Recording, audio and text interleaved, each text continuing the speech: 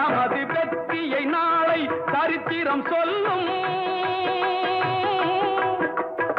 இப்படை தோற்கின் எப்படை வெல்லும்.